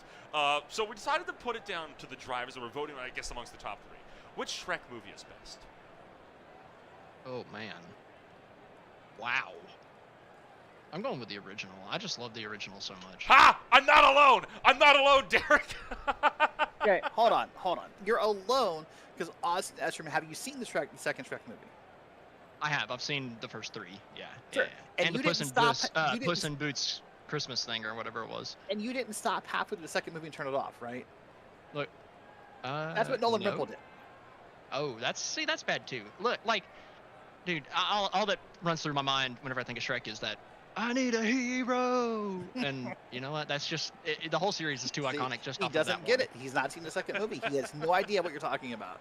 Oh my God, Nolan, you have to at least watch that. Hardcore. It's like the ending of the SpongeBob movie with I'm a Goofy Goober. I mean, it's equal to that. Top tier. That movie was a fever dream. To be fair, most SpongeBob episodes are a fever dream, but nothing to say to you that you just compared Shrek to SpongeBob. You just went from one of my favorite drivers in this league to down towards like, wow. That's enough of that. Enough of that. Well, hopefully we'll get Ty Marasco in here next in a moment. See if he's available to talk with. Coming back to the serious conversation, Nolan, for a minute. One of the things about broadcasting and about why we watch these races is for that that moment of emotion. You just heard the happiness and the joy and all the emotions that Austin has for winning. But here's the flip side. Ty Marasco, that darn close, and you're out of fuel. Yeah, this one hurts. Whew, yeah, it was a good race. Just yeah, that hurts. Being that close. I knew I was that close, and thought I timed it about perfect, which I just about did. But just about less than 1,000 feet from the line. It running out. Then I tried to make a little block and hoping it would kind of push me across the line first still and kind of wreck. I knew it was gonna probably wreck us, but like kind of still push me across the line. But he was able to kind of recover a little bit and get across the line just in time. Sorry to cut you off. We saw a lot of competitors pitting around you towards the end of the race. Was there ever a thought in your mind of, hey, I should pit? Were you like, nope, I'm committed to this. This is where I am. Like, no, sorry. I'm cutting you off now. But no, I knew I could make it. I pushed harder than I wanted to towards the end. I had to maintain the lead, or I was trying to push the Nick is what I was trying to get, because I thought Nick could make it. So I was trying to, with 3-4 to go, I was trying to get up to him, and because I was gaining on him, so I thought for sure, I'm like, okay, he's saving big time, try to get up to him. That might have hurt my fuel a little bit, but I was actually still good to go. It was when Austin was kind of getting within a second. I was like, all right, I kind of got to push a little bit here, because if I keep on saving the way I am, he's going to probably get past me. And then with about 2 to go, I just said, nope, let it go and see what happens. And just wasn't enough. Like I said, it hurts. We had a fast number 1 disqualified MFRD Ford Mustang out there, DQ car. Would have loved to get in victory lane, but second place, we'll take it. But yeah, it's just that it was a big bummer. I don't get too many opportunities. I know I can race in the top 5, but I don't get too many opportunities to win, and that's what hurts the most. So I'm being told from the statistician in my ear, this is your first second place finish. I don't know if you're aware of that or not, but I'm being told you've had a bunch of thirds, but second is known to escape you. So hey, you have that to lean on. So wait, in this whole forever? Within this league. Within this league. Oh yeah, in this league, yeah. Yeah, it's your first second. So I have a win. I do have 1 win, so it's kind of weird that I don't have a second. But it's kind of your own little NFL scoregami right there, right? Yeah, there you go. Well, I'll take second. I mean, I at first I thought I was too far back to even have a chance for the win. So and then when everybody started pitting and other guys were saving really heavy, I was like, oh well, I think I have a chance here. And then when Nick pit with 3 to go, I was like, I really got a good chance here, but I had to keep Austin behind me, and had to really drive hard that last lap to kind of get behind me, play some tactics, brake check a little bit, try to, get him stuck behind me, not let him get around me. So, but hey, good win for him. Just would have liked to see us up there or the number 1 car in the victory lane. So, when or if you watch the broadcast back, you're going to find out, spoiler warning, at some point during the race, Nolan Rimple drops a bit of an info bomb on us that he has only ever seen the first Shrek movie, which I thought was just blasphemous at best. So now we're going to ask the top 3 tonight to recommend a Shrek movie to Nolan Rimple of just the numbered Shrek movies, not the holiday spin-offs or nothing like that. Ty Marasco, which is the best Shrek movie? I thought the original was always the best. I mean, it's kind of how it always goes. But I can't remember. I think 2 was kind of tapered off a little bit. 3 kind of brought back the fire, but I think 1 is still the best. All right. Well, I'm going to leave you with this. It's a rough night. When you go back and talk to your teammate Austin Edstrom, Austin tried to compare Shrek to the SpongeBob movie. Yeah, I don't know if you can compare that. Yeah, so you might want to talk to your teammate about that. But listen, I know a lot of heartbreak tonight. I'm sorry to see you didn't get there, but great run tonight, and we'll see you in 2 weeks at Bristol. Bristol, hey, that's where I won in the next gens the first season. So maybe we can carry this momentum and have some more magic at Bristol. All right, we'll see you soon. All right, that is Ty Marasco and that number 1 machine finishing P2. Let's now bring in our 3rd place finisher, who maybe had a very interesting seat for the finish of this race, Benjamin Lacey. Ben, talk me through what you saw from your vantage point about the end of this race. They wrecked too late for me to get the win. But, exciting finish, I guess. Nonetheless, I probably imagine it might have been a fuel thing there at the end. My assumption is we were all pretty tight. I think I only had maybe like half a lap at most there at the end. So I imagine it might have been Ty running out of fuel and then just trying to get a nice straight bump draft on a block at the same time. It's kind of what it looked like to me. And yeah, next thing you know, 2 cars are sliding all over the place. And yeah, what an exciting finish there. Yeah, just so you know, Ty has confirmed he was out of fuel. He said about 1,000 feet early and just, did what he thought he could to get the help there and didn't make it. But you had an exciting night, really. You told me pre-race, I think you said top 5 was the goal. Well, congrats, you got a top 3. So are you still in love with Pocono after this race?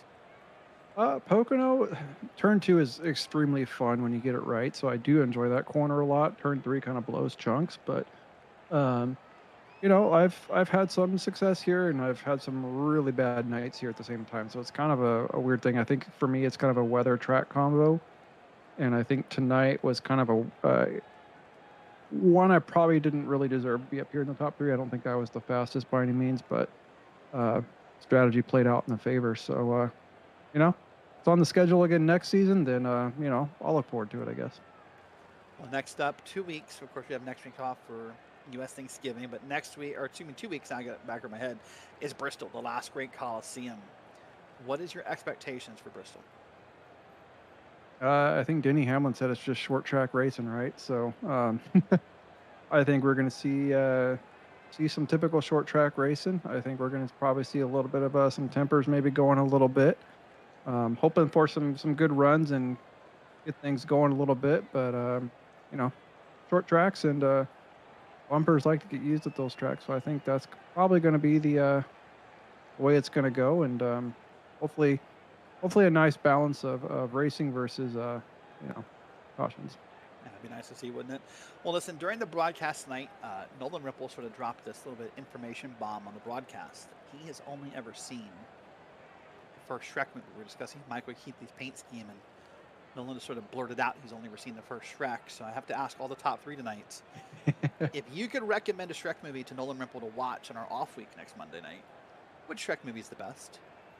I would go with the OG Shrek. Wow, I cannot believe. That's 3 for 3. 3 for 3. I listen, apparently I'm the anomaly. I think Shrek 2 by far is good.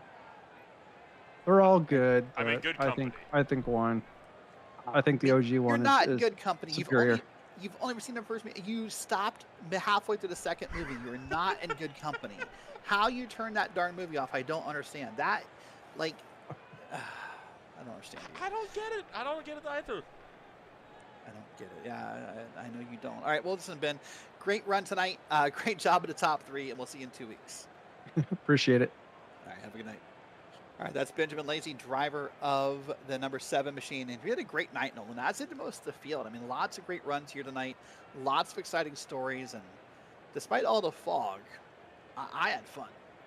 Oh, I did too. I mean, this race was absolutely fantastic. And dare I say it, I think this was the best Pocono race that we have ever had. The first one, it got a little out of hand. The first one, it settled down a little too much. This one had a bit of everything. And this was also the closest finish, I think, that we've had at the Pocono Raceway as well. So, I mean, these guys, they know how to put on a show, and these B-Class cars are great for it. I'm almost disappointed that we have the 1 week break, but I get it. Thanksgiving, you got to take the week off for that. But Bristol, 2 weeks from now, going to be an even bigger spectacle. Oh, yeah, hot tempers, possibly a hot track, lots of beating and banging. It's going to be great to see those cars going around that very, very fast track and see who can be victorious. Last year we had a dump and run for the win. We'll see what will be the case when we duke it out 2 weeks from today. Before we get to that, though, coming on up on Green Flag TV, you, of course, have got the Beer League. They are running at the Le Mans circuit. Coming on up for round number 6. 3 races to go in their championship after this Wednesday night. 2 races to go remain for the SRA Mini Stock Series on Saturday nights. That'll be out at North Wilkesboro Speedway this coming weekend for the Junior and Junior 100. Followed by the season finale of the SRL Next Gen Cup Series. That'll be at Kentucky Speedway on Sunday night. If you want to find out more about who we are, what we can offer you, check us out today at www.greenflagtv.com. As always, thank you for joining us. My name is Noel Rempel alongside Derek Watson. We'll see you in 2 weeks when we go racing at the last Great Coliseum.